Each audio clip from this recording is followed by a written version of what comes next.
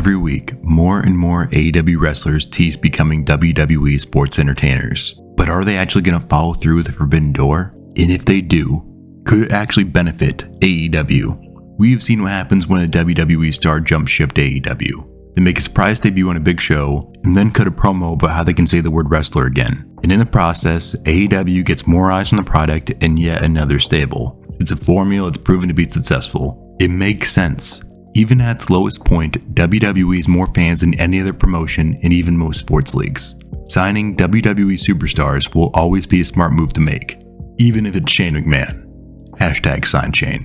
When AEW signs WWE talent, it benefits AEW. That's why they do it seemingly every week. But when WWE signs AEW talent, it benefits AEW. It's probably why they haven't signed MJF yet.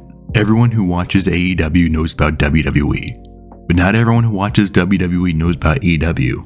When Keith Lee debuted on Dynamite, everyone knew he was a WWE guy, but it didn't matter. AEW's audience is well aware of everything WWE is doing.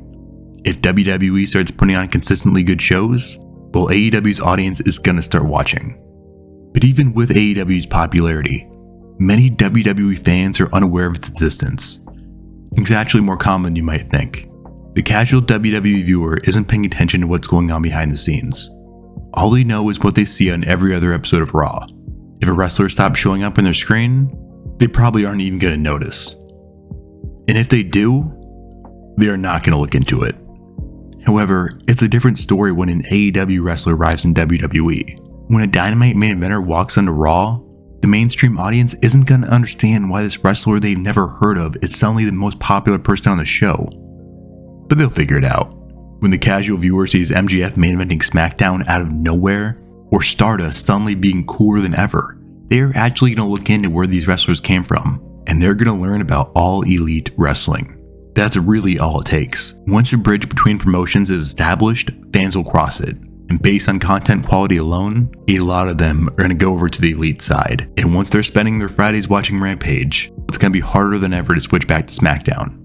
WWE is a strong corporation. They can handle losing a few ratings wars.